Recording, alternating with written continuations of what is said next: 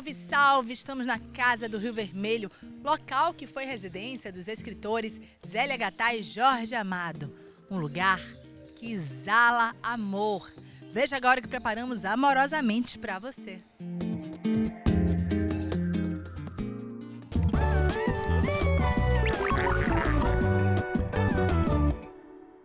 E a gente começa com literatura. Corujebó, Candomblé e Polícia de Costumes é o novo livro do professor e pesquisador Wilson Caetano.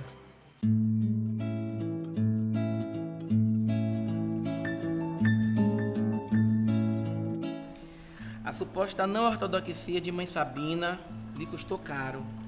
Além das batidas policiais ao seu candomblé, por várias vezes na Quinta da Barra, da depreciação de sua figura por alguns antropólogos, Sabina caiu no esquecimento dos estudos afro-brasileiros, como outras mães de santo do candomblé em Angola e do chamado candomblé de caboclo. Corujebó já está disponível na editora da UFBA e nasce a partir de uma narrativa inovadora nos acervos da Delegacia de Jogos e Costumes da Bahia. Na verdade, no final do ano de 2016, eu fazendo uma pesquisa no Arquivo Público do Estado da Bahia, eu tomei conhecimento de que após 30 anos que os documentos da Delegacia de Jogos e Costumes haviam ficado em tratamento no setor intermediário, eles iriam ser disponibilizados para consulta pública.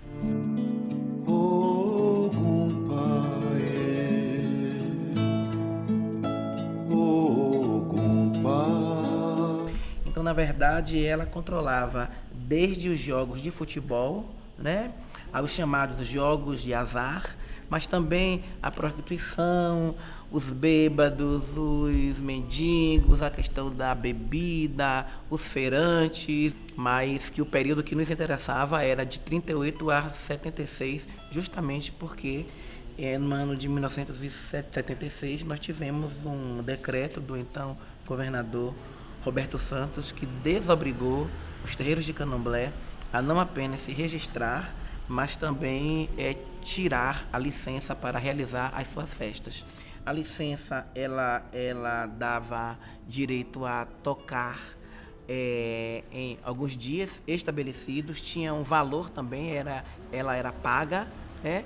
E o prazo era até às 10 horas. Não era permitido nos barracões crianças e também bebidas alcoólicas. Às 23 horas, fomos informados pela primeira delegacia da existência de um candomblé na Fazenda Garcia, em lugar de nome Língua de Vaca, na casa número 12, distrito da Vitória, pertencente a Francisca Maria Costa e Manuel Patrocínio Conceição, sem a licença necessária fornecida por esta delegacia, além dos frequentadores estarem embriagados, provocando desordens. Bom, esse olhar atento e crítico a tudo isso faz inclusive uma brincadeira, que o trocadilho, né? Candomblé e Polícia de Costumes, fazendo aí um trocadilho com a secretaria que existia. E Corujebó também tem um sentido aí, de certa forma, irônico, provocativo. Porque, na verdade, a expressão Corujebó é uma palavra que ainda hoje ela é encontrada dentro dos terreiros de candomblé. Na verdade, o Corujebó é uma corruptela da palavra iorubá Akirijebó, que significa aquele que leva o ebó, no sentido aquele que leva a oferenda. Mas nos terreiros de candomblé, essa palavra Corujebó, ela é empregada de forma pejorativa. Então, ninguém quer ser chamado de Corujebó. E o Corujebó sempre é alguém que, a maioria das vezes, não participa da rotina da comunidade, porque é visto como alguém sujo, é visto como alguém bêbado, né? É visto como alguém que sempre está em situação de perigo, justamente porque é ele que leva as chamadas limpezas para a rua.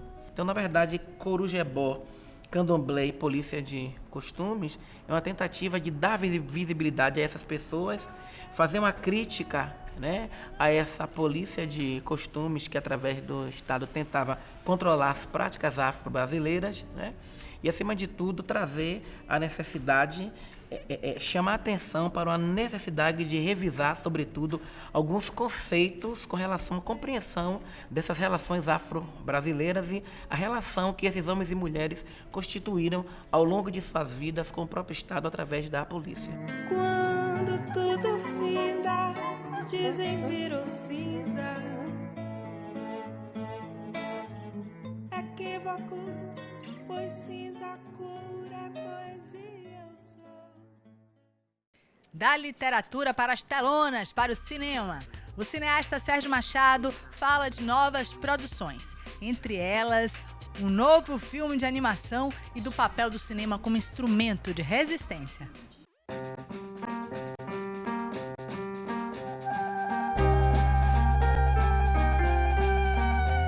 Eu nem lembro o que me levou a fazer cinema, porque assim, eu quero fazer cinema desde que eu me entendo por gente. Assim, eu nunca tive crise vocacional, nunca pensei muito em fazer outra. A primeira coisa que veio à cabeça é quando a gente era criança, meu pai comprou um cineminha de manivela, um brinquedo que ele trouxe numa viagem para a Alemanha, que era um brinquedo assim que só a gente tinha e as crianças vinham lá para casa ver, talvez daí parta, mas não sei, eu gostava muito, sempre gostei muito de ver filme. A minha primeira relação é de cinefilia, sempre foi a coisa que eu mais gostei na vida, de ver filme na televisão, depois de ir para o cinema.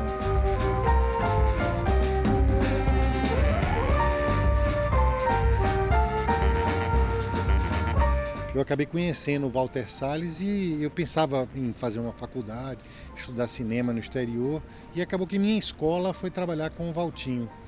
Foram muitos anos, uns 15, 20 anos trabalhando junto. Eu tive essa sorte, de estrear no cinema. A primeira vez que eu entrei num set de cinema profissional foi para ver Marília Pêra e Fernanda Montenegro, assim, juntas, e achava que aquilo ali era o normal, né?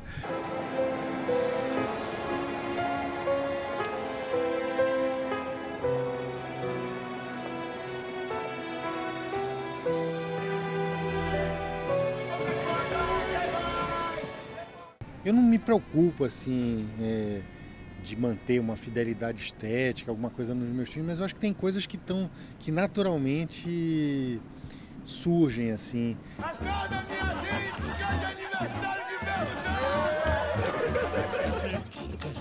Berro d'água. Como sumiu? Eu não me preocupo muito com as fronteiras. Eu tento nos meus filmes de ficção, às vezes, estar muito próximo de um registro documental. Eu gosto de trabalhar sem figuração, às vezes com não atores. Eu gosto, por exemplo, de filmar na Feira de São Joaquim, largar a câmera lá, meio documental, fazer os personagens interagirem. Gosto de improviso nos filmes de ficção. E, por outro lado, eu gosto nos documentários, às vezes eu ficciono, eu escrevo roteiro. Então eu gosto muito, o que eu sei é que eu gosto de trabalhar na fronteira dos dois, assim, para mim é uma fronteira que não é muito clara, não é muito definida, e eu quero estar ali na ficção beirando o documentário e no documentário beirando o drama, a ficção, assim.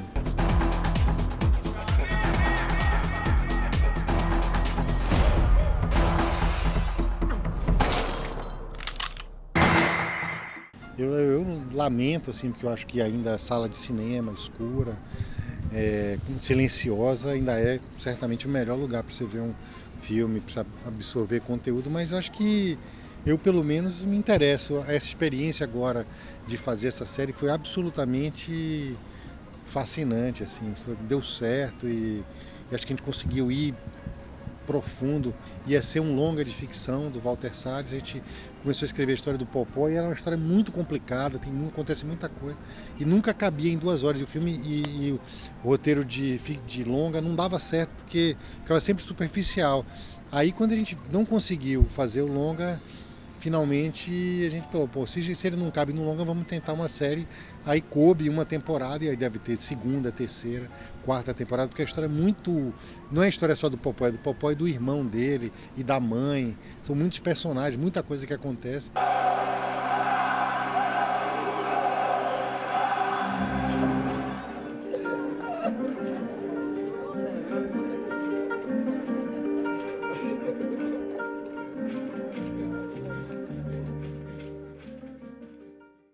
A gente vai agora para aquele rápido intervalo. Você já sabe, é hora de você se hidratar, se alongar, esticar as perninhas. Daqui a pouquinho a gente volta com mais Soterópolis. Até já!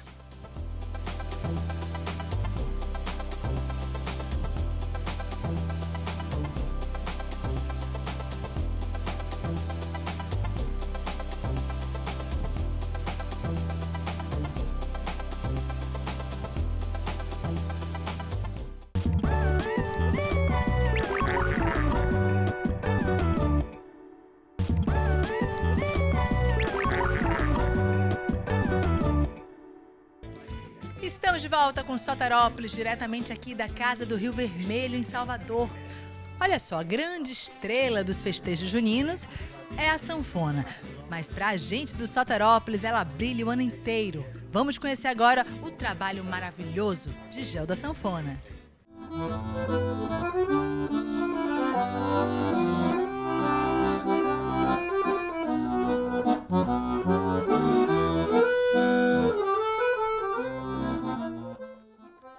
Gel Barbosa, sanfoneiro retado, que toca com Marine de Castro, Targino Godinho, mas que também conserta a sanfona. As horas vagas. É esse instrumento tão misterioso aí, abre esse negócio e hoje a gente vai conhecer como é que funciona uma sanfona. Quase uma orquestra inteira ali naquele Isso, instrumento. tem.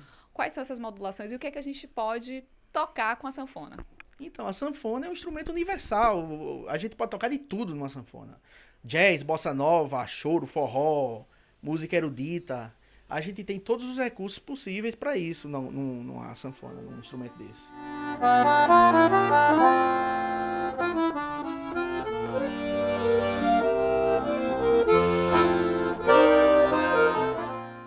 Logo em cima do teclado aqui da sanfona tem uns botões também com o nome de alguns instrumentos. Para que servem? Então, isso aqui são os registros da sanfona, é o que muda o timbre do instrumento, né? Ela é composta por bassom, flauta, clarinete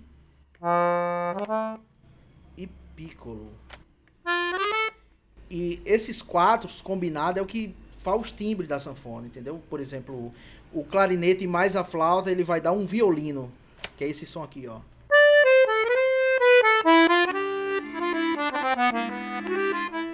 Entendeu?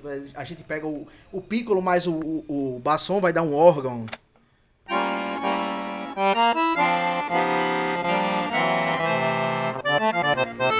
E assim por diante. A sanfona é uma espécie, é como se fosse uma gaita, aquelas harmônicas, né? Uma gaita de boca, só que ela é com fole. Aqui o fole da sanfona. E aqui é a parte dos baixos da sanfona, a parte grave da sanfona. Aqui a gente tem o som grave para acompanhamento e também tem um som mais agudo para acorde, né? Afinar esse instrumento também não é muito simples, né? Como é que funciona a afinação da sanfona? Então, a primeira parte é o seguinte, a gente pega as vozes e verifica, vai tirar fora, vai ver se tem alguma ferrugem, alguma coisa, aí limpa, no caso tiver.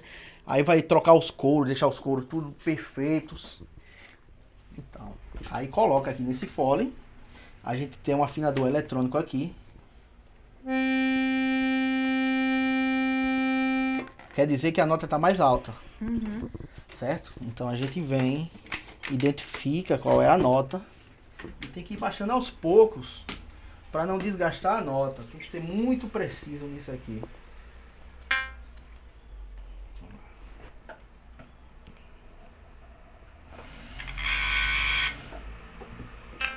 É um serviço caro a afinação da sanfona?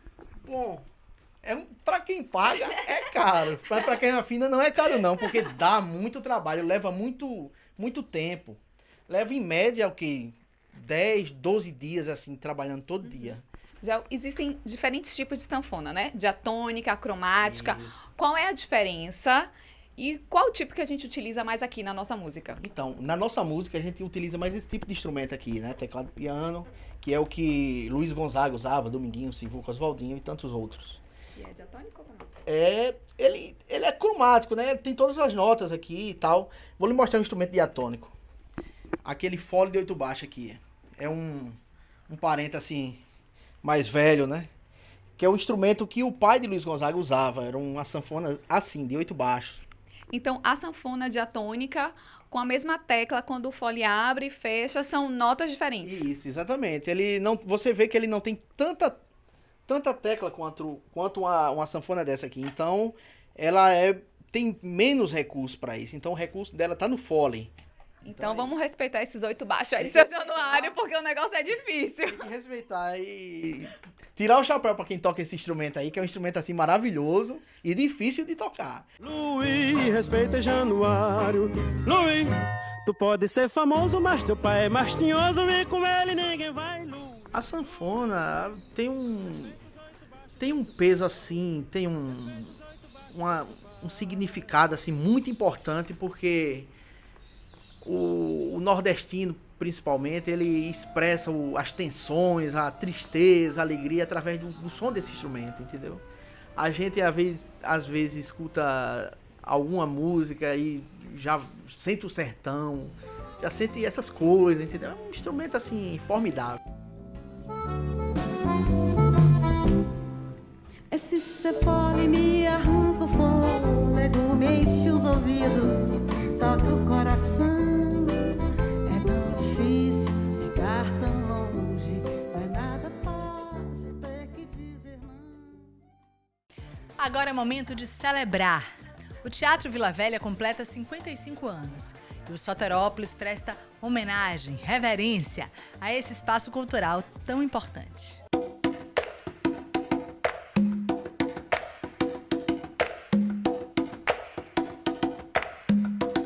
O Vila é um teatro que foi criado em 1964, na época da ditadura. Então, imagine como foi difícil e polêmico também.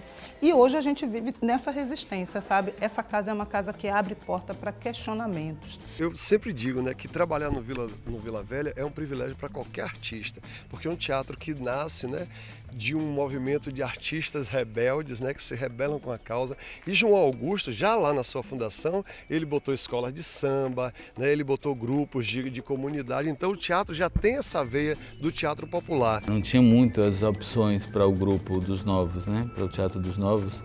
Eles saíram da escola de teatro, teve o rompimento deles com o diretor da escola, na verdade, com Martin Gonçalves. E aí eles não tinham muito espaço na cidade, tinha auditórios de escola, tinha anfiteatros, tinha cineteatros, mas não tinha um teatro. E aí eles construíram esse teatro, mas sempre foi um teatro inclusivo, né? De abrir as portas para muitas coisas, para o novo, para o experimental, para apostas em projetos interessantes que não se sabia se ia dar certo ou não. Muitos deram muito certo, né? Como nós, por exemplo, que gerou a carreira dos baianos, né? Da Tropicália e tudo mais. Os novos baianos também fizeram o primeiro show aqui. Enfim, teve muita coisa nova, muita coisa surgiu aqui. Essa foi a primeira canção que eu, cantando aqui nesse palco do Vila Velha, recebi uma crítica do Carlos Coquejo. E ele falou uma coisa bonita: perdemos, Betânia. A partir desse número que eu fiz, eu fui embora daqui. Eu sou um pouco mais velha que o Vila, eu tenho 10 anos mais que o Vila, eu sou 65. Mas eu conheci o Vila quando eu comecei a fazer teatro na década de 70. E sempre vi o Vila como uma expressão teatral de uma força, digamos, de comentar criticamente a realidade. Aqui vi espetáculos maravilhosos. E ele continua assim, eu falei para Márcio uma época e continuo, fico feliz hoje de ter a Livre, de ter a Companhia Teatro dos Novos, enfim, de todo o processo que viveu aqui do Vila Dança, do Vila Vox, ou seja, é um teatro que está em ebulição e que abriga proposições, que abriga novas perspectivas.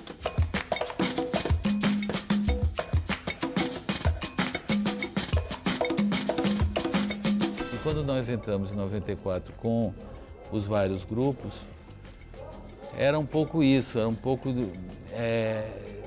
continuar esse espírito, né? Esse espírito de abrigar projetos interessantes, projetos instigantes. É esse o DNA do teatro, dar ferramentas para que os atores, os artistas possam seguir adiante, sobreviver ou buscar uma sobrevivência a partir do seu trabalho.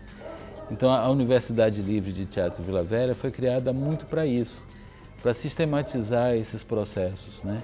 E para abrir para mais gente. O governo abriu centros de lavagens regionais, estaduais e municipais. Praticamente cada comunidade de 3.000 habitantes tem o seu centro de lavagem. Todo atentado, dano material, saque e incêndio a um centro de lavagem será punido com uma lavagem cerebral total. O bando a gente é formado em 1990. Em 94 a gente vem para o Vila Velha ainda antes da reforma. A gente participou dessa reforma ativamente. Então, teatro em construção, os pedreiros quebrando parede, a gente ensaiando. Então, estar nesse espaço de resistência, né? Porque é um teatro que foi criado por artistas e é mantido por artistas até hoje. E isso aqui é um espaço de resistência, sim, né? Aqui é um teatro que recebe várias linguagens, recebe movimentos culturais, movimentos políticos, movimentos artísticos, recebe todo mundo. O Vila abriga as pessoas, né? A prova disso é quanta gente boa já saiu do Bando de Teatro Olodum, que vem dos grupos das periferias. Todo dia, acordo às 4 horas da manhã, desço e vou para a rampa do mercado buscar mercadoria. Quando eu chego lá embaixo, o sujeito vira na minha cara e diz: aí, meu irmão, o que eu tenho para você é esses bagulho aí. Todo mundo que chega aqui nesse teatro, que se forma nesse teatro, sai daqui com outra ideia. Porque os artistas do Teatro Vila Velha é aquele artista que vai da bilheteria ao papel principal. A gente aprende a fazer tudo. Eu cuido dessa casa como eu cuido da minha casa. E é muito bom, assim, ter entrado no Vila, assim, como espectador, depois ter trabalhado no Vila. E hoje estou me metamorfoseando em ator aqui dentro do Teatro Vila Velha, que é um teatro que tem um discurso que interage com a sociedade, que interfere na sociedade, que também se posiciona, sabe?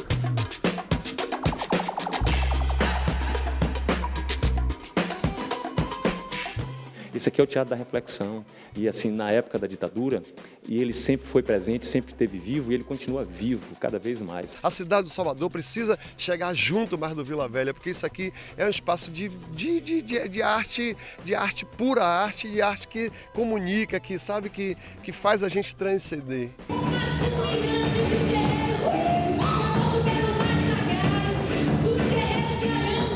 E a gente tem que repensar a forma de produzir, né? Porque ficamos muito tempo dependentes dos editais, né? Então só se fazia coisas quando ganhava o edital. E agora não tem edital. Então agora não tem apoio financeiro do Estado nacional. Tem do Estado local, né? Do estadual e do municipal, tem algum apoio, mas não é o suficiente. Nesse exato momento não sei como vamos seguir. Mas o teatro não vai fechar, né? Resta saber como é que a gente consegue mantê-lo aberto. O público é a chave. Se o público vier, se o público quiser, se o público comparecer, vai estar aberto.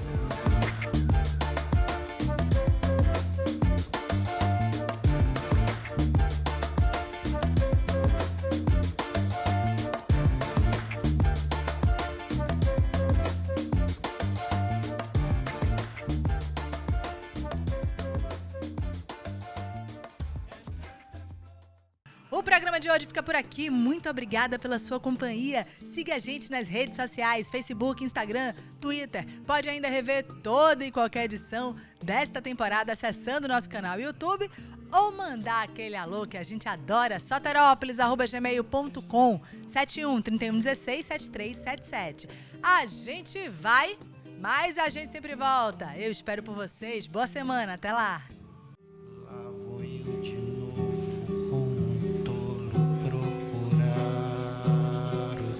Consolo que cansei de conhecer.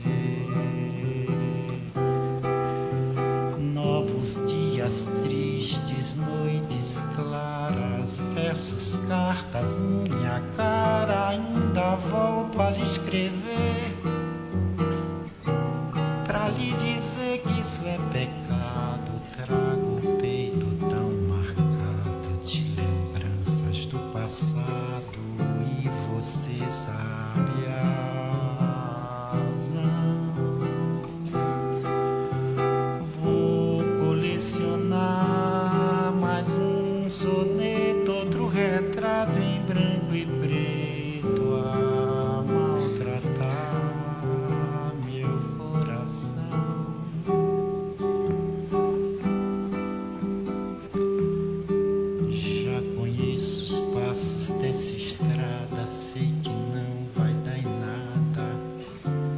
seu segredo sei de cor. Já conheço as pedras do caminho e sei também que ali sozinho eu vou ficar tanto pior. O que é que eu posso contra o encanto desse amor que eu nego tanto, evito tanto e que, no entanto, volta sempre a enfeitiçar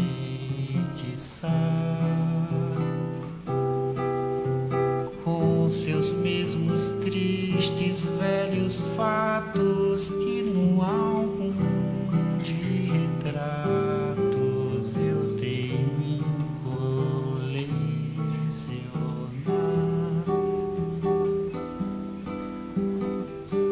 Lá vou eu de novo como um tolo procurar o desconsolo que cansei de conhecer.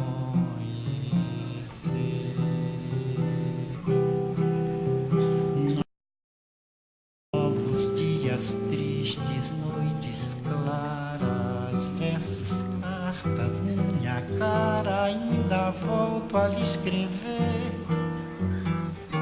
pra lhe dizer que isso é pecado. Trago